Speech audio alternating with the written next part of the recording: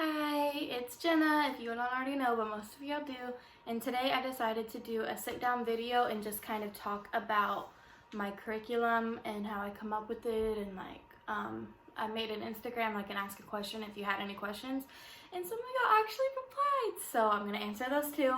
I'm just gonna go ahead and jump right into the video because I hate videos with really long intros. So anyways, I have a little cheat sheet so I don't like stumble all over my words and forget everything. Anyway, so basically I do like 5 little subjects every day, and they're reading, math, science and sensory, physical fitness, and art. And I feel like reading, math, and art are pretty self-explanatory. Basically, reading, I'm just trying to, get him familiarized with his letters, read books to him, so when it comes down to the path of reading, he will be knowledgeable and he will be able to identify words and sound out letters. So, mostly what we do for reading is we read a lot of books and we review our alphabet, lowercase and uppercase, very often. That's kind of all I do with him right now. I have not started doing sight words. I'll probably start that when he is closer to 3 years old. And math, again, I want him to learn math. Right now, what we mainly do is we do a lot of shape. Every week we have a new shape and a color that we go over. He pretty much knows the shapes and colors already, but it's really important to be very repetitive with kids at a young age. So even if he does know the color and the letter and the shape, I still like to do activities. I'll have him, paint the shape, the color that we're learning, or I'll do color organization, shape organization, and then we practice counting 1 to 20 a lot because he's still having trouble. He forgets 13 and 15 a lot, which a lot of kids forget 13, which is creepy because 13 is bad luck. It's really weird, but self-explanatory. That's why I do math.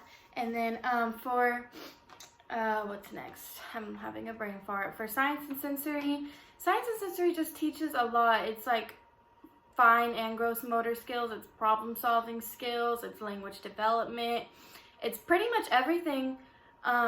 It's more than you think, feeling different textures, being able to create stuff.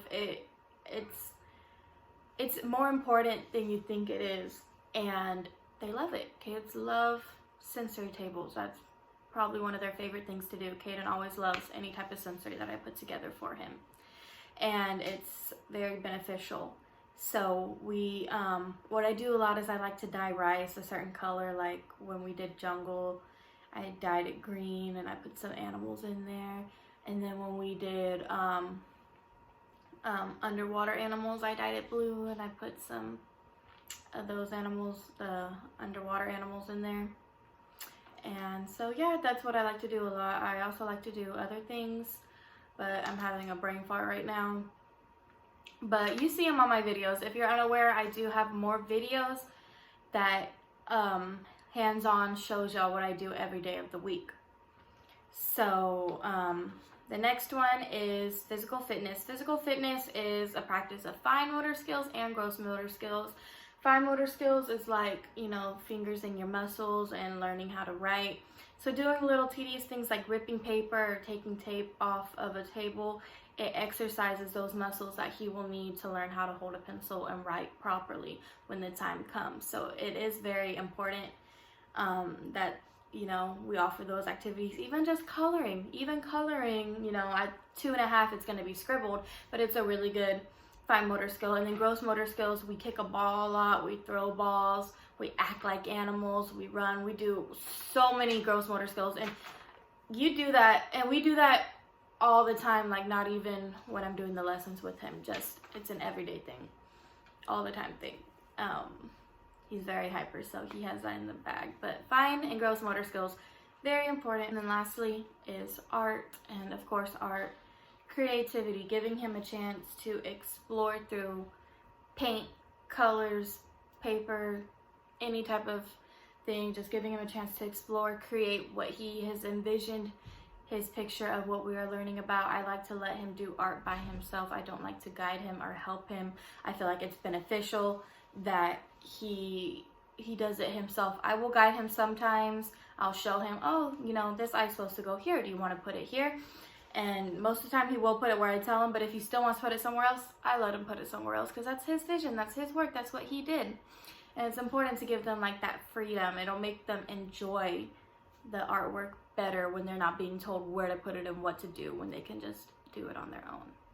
So those are the 5 subjects I pretty much teach with him every day. And I forgot, I was supposed to explain this in the beginning, how I format my curriculum is I do a monthly theme and then I do sub themes for each week. So for example, this month, the monthly theme is animals. The first week was jungle animals, second week was underwater animals, third week is farm animals, which we're getting into today. And then the 4th week, usually my 4th weeks are review, but since it's Thanksgiving week, the 4th week is just going to be a Thanksgiving, so we can have some fun Thanksgiving crafts and we can learn about Thanksgiving and stuff. But that's going to be this week, and then each day I have those 5 subjects. So that's basically just the day-to-day, how I do it. And so I have some questions that people ask me. The first question is, let's see. How do I get Kaden to sit and listen? I don't know. I just make it interesting. Every kid is different. Some kids, like Kaden, I get him to sit down and listen if I give him the freedom to hold like a truck or a car, like a ball, like a small toy that he can hold in his hand and just kind of play with. Giving him that, he's it's much more common. What's the word? I'm having a brain fart. It's much more easy to get him to sit down and listen when he has one of those, and I just make it interesting. I do a lot of like a lot of gas and a lot of look at that. Like I'm very I make my expression very dramatic because it catches his attention. And all kids are different. You know, I've worked in preschools before and I've had to like change my approach once I got to know the kid. And you just got to kind of play around with your kids and try different things and see what works for them. Some kids don't want to sit down at all. They just want to stand and just watch, and that's okay too. Some kids, they might look like they're not listening, but if you keep talking to them, they might want to come join and see what's going on. It just depends on how your kid is. But I also, if Kaden's just not listening, just not having it, I stop. I tell him, okay, go play. Your mind is busy and we'll try again later, because I don't want to force him to sit down and do it, because then I feel like he won't want to do it. He won't be interested. He won't like it. And I don't want him to lose like the excitement he has to want to learn. And I feel like forcing a kid, they won't want to do it. They'll start to hate it. So if your kid just isn't having it, take a break. Let him play with them, do whatever. And then come back to it later and try a different approach and see if that approach works for them. And yeah, that's just how I do it with him. I never have a problem when he's doing hands-on, because he likes to have his hands on stuff. So when we're doing hands-on activities, that's always easy. It's just circle time that sometimes he doesn't want to always sit down and listen, which he's 2.5. It's totally normal unless you have a unicorn child. Okay, the second question is, oh, I can't even read my own handwriting. How long does it take to do the activities? Okay, so that varies day to day, but I like to, whenever we go to school, it usually lasts an hour. We do everything at once, and that just works for our schedule, because usually when he wakes up in the mornings, we go somewhere, and then when we get home, it's time for lunch, and then it's time for nap time. And then usually when he wakes up and we have a snack, which you can see in my A Day in the Life video, how we kind of structure our day. So after he has snack in the afternoon, then we go ahead and we just do everything at once. And it works for us. We do circle time, then I sit him in the chair and we do our, our reading, our math, our physical fitness, science, sensory, art, all at once. It usually takes an hour, sometimes a little less, sometimes a little more. It depends on the activities, and it depends on Kaden's mood. Sometimes if I tell him, oh, color this square, he'll just take 2 little strokes and say he's done. But then other days he'll want to actually color and try. It just all varies, and you can do it totally different. You can teach one subject in the morning, one in the afternoon, one at just whatever works for your schedule. It's super laid back. It does go pretty fast, just considering that it's just one kid you're teaching. But yeah. All right, next question. When did I start teaching Kaden? What age is the best time to start? So when I started like full on sitting down and teaching Kaden, like curriculum wise, it started in September, around the same time that I started filming. Oh, I started filming in October. But because before that, he was in preschool. I was working at the preschool that he was learning at, and that's kind of what motivated me to do it, because he really liked going to school and he really enjoyed learning, and he learned a lot. But I ended up quitting my job due to, you know, it's a long story, but I ended up quitting my job and staying home and doing some side projects, doing school and stuff. So I just decided to continue it because he liked it so much. And what was the second part of that question again? What age is the best time to start? Any age you want, any age you feel like they're ready. And, you know, always teach. I remember Kaden would be a newborn and I'd be singing the alphabet to him and counting with him. And obviously he's not going to be 1 month old knowing it, but, you know, doing nursery rhymes, tummy time, like, you're always going to be teaching your child no matter what age.